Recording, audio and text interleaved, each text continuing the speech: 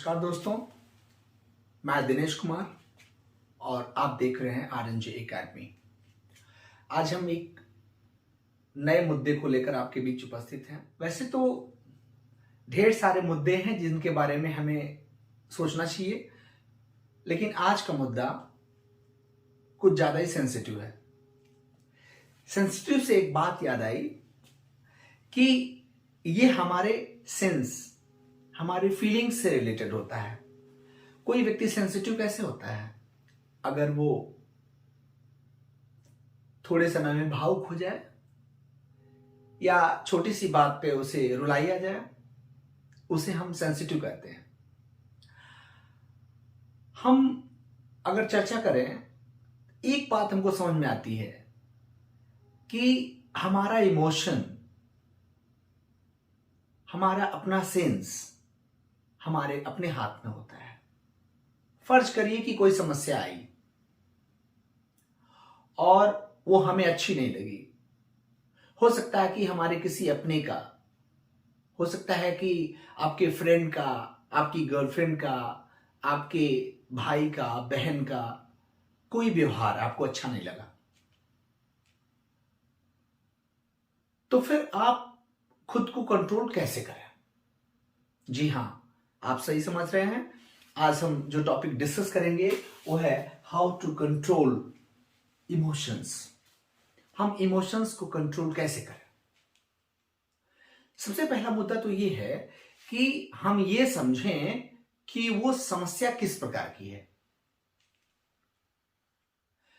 कहीं ऐसा तो नहीं है कि हम किसी अनवांटेड बात को, गैर जरूरी बात को इंपॉर्टेंट समझ रहे हैं। ऐसा हो सकता है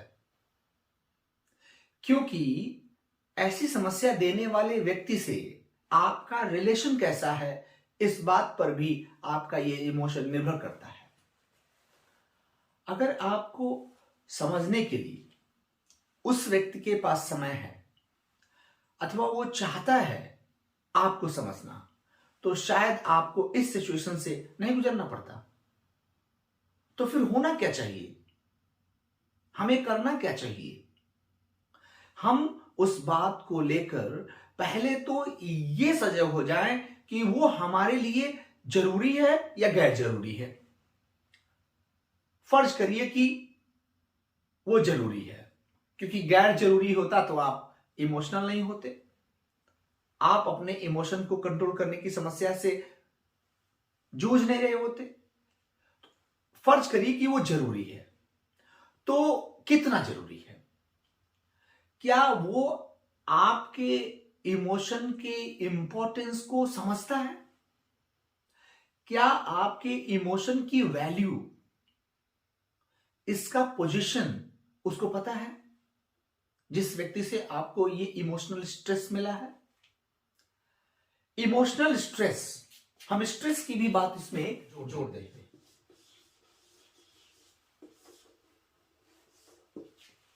हम स्ट्रेस में क्यों आते हैं?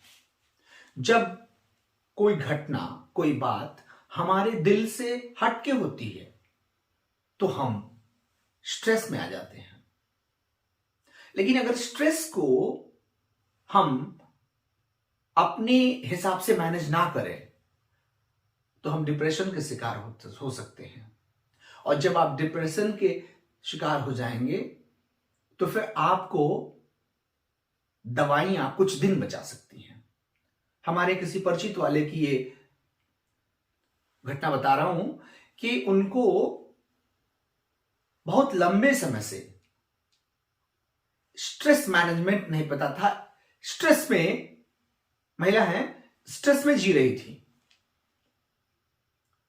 हस्बैंड, बच्चे, रिश्तेदार सब जानते थे। सबको खुश करने के लिए वो पूरा प्रयासरत रहती थी। जॉब कर रही थी तो वहां से भी स्ट्रेस मिल रहा था। अब वो स्ट्रेस मैनेजमेंट ठीक से नहीं हुआ और वो इतनी स्ट्रेस्ड हो गई कि आज वो हॉस्पिटल में है और लोग ढेर सारे कयास लगा रहे हैं। डॉक्टर्स की अपनी अलग थियरी है, वो तो रोग को देख करके पहचान के बता रहे हैं कि ये रोग हो सकता है ये रोग हो सकता है ये रोग हुआ हो सकता है इतना तक पहुंच गया हो। भाई, जो रोग आपके मानसिक रूप से आपको पकड़ेगा, वो रोग तो कहीं भी हो सकता है। वो पैर में, हाथ में, सर में, सीने में, पीठ में, कहीं भी हो सकता है, क्योंकि उसने मन को पकड़ लिया आपको। और ये ब्रेन ही है जो हमें हैप्पीनेस और सॉरो, खुशी और दुख दोनों देता है। फिर तो अगर हमारा ब्रेन ये एक्सेप्ट करने के लिए तैयार नहीं है कि ये समस्या हमारे लिए समस्या है, तो फिर हम क्यों चिंता करें। फर्ज करिए कि आपका ब्रेन एक बॉक्स की तरह से है, एक बॉक्स है। उस बॉक्स में आप जो डालेंगे और वही बाद में निकालेंगे आप। तो इसमें आप पूरा हैप्पीनेस डाल दीजिए, पूरा हैप्पीनेस। तो क्या लगता है, उस बॉक्स से आप निकालोगे तो हैप्पीनेस निकलेगा या सौरो निकलेगा? श्योर है, हैप्पीनेस निकलेगा। ठीक वही बात है, अगर हम किसी समस्या को अपने लिए दुख का जड़ नहीं समझते हैं, हम ये नहीं समझते हैं कि वो हमारे लिए दुख है, तो मैं तो 100% निश्चित हूं, और शायद आप भी समझ रहे होंगे कि वो समस्या आपको स्ट्रेस नहीं दे सकती। इसका मतलब तो ये हुआ कि आपको अगर इमोशनली स्ट्रांग होना है तो सबसे पहले आपको मेंटली स्ट्रांग होना पड़ेगा। अगर आप मेंटली स्ट्रांग हैं, आप पहले से तैयार हैं कि कौन सी समस्या आएगी और उससे कैसे निपटना है, उस समस्या को हमको कैसे सॉल्व करना है, तो ये 100% निश्चित है कि आप इमोशनल स्ट्रेस में नहीं जाएंगे। तो डॉक्टर या वैद्य या उपचारक कोई भी आपको रोगी साबित नहीं कर पाएगा। आप रोग से ग्रसित नहीं होंगे, और वो भी स्ट्रेस वाला। स्ट्रेस एक ऐसा रोग है, अगर आपको स्ट्रेस ने पकड़ लिया तो आपको बचाने के लिए हम डॉक्टर या कोई भी इमोशनल मैनेजमेंट करने वाला व्यक्ति जो इमोशनली आपको ट्रेन रखता है, इमोशनली आपको स्ट्रांग रखता है, वो सफल नहीं होगा। आपको मेंटली स्ट्रांग होना पड़ेगा। अगर आप मेंटली स्ट्रांग है तो निश्चित है कि आप अपने इमोशनल स्ट्रेस को कंट्रोल कर पाएंगे, और फिर आप बाजीगर होंगे।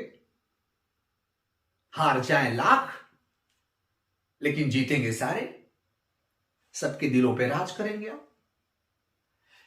आपको अगर इमोशनली स्ट्रांग होना है, अगर खुद को स्टेबल रखना है, तो आपको हार्टली, मेंटली प्रिपेयर्ड होना होगा।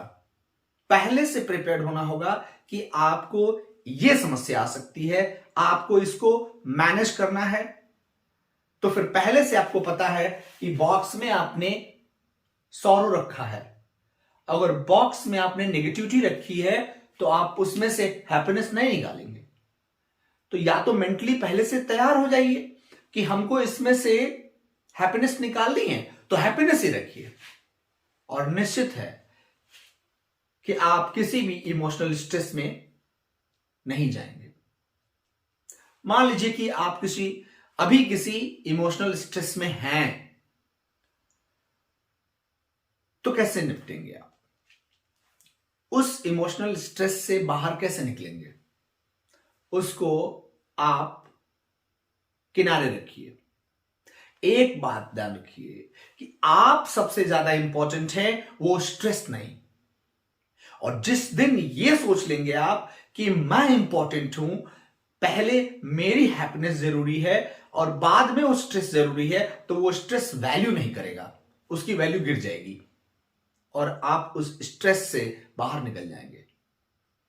तो इस प्रकार आप इमोशनली स्ट्रांग होने के लिए कम से कम मेंटली स्ट्रांग हो जाइए और प्रिपेयर्ड फॉर एवरीथिंग। क्योंकि शेक्सपियर ने एक लाइन लिखी है कि all well that ends well, अगर अंत भला तो सब भला। आप देख रहे थे आरएनजे एकेडमी और मैं दिनेश कुमार। आपको ये वीडियो अगर पसंद आए तो इसे लाइक करें, सब्सक्राइब करें और लोगों को शेयर करें। हम मिलेंगे फिर अगले वीडियो में। Thank you so much.